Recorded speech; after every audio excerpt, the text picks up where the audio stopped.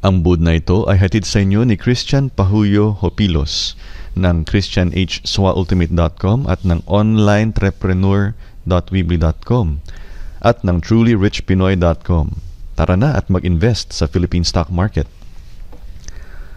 Florante at Laura ni Francisco Balagtas. Buod. Kay Celia. Saknong ika-11 at 12.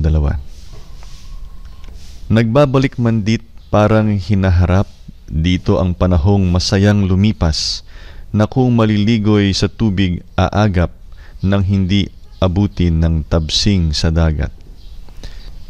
So ang sinasabi dito, muling nanunumbalik sa kanyang alaala yung saya ng mga nakaraan, yung mga masasayang araw nila. Para bang siya ay naliligo sa tubig pero sandali lamang kasi baka ito'y maging maalat. Yung tabsing sa dagat, yan po yung salt water na humahalo sa tubig ng ilog. Kasi di ba yung ilog, papuntang dagat po yan. Kapag high tide, yung tubig mula sa dagat ay pumapasok naman, papuntang ilog, nakahalo yung salt water at yung fresh water ng ilog. Ang tawag doon, tabsing. O kaya sa English, brackish water, yung salt water na naghalo na. So kung naliligo ka sa ilog, hindi ka pwede magtagal doon kasi kadalasan hindi mo magugustuhan yung pakiramdam na nahahaluan ng tabsing yung nilalangoy po natin. Ganoon din po yung sa kanyang alaala. Ayaw niya magtagal at baka abutin siya ng alat.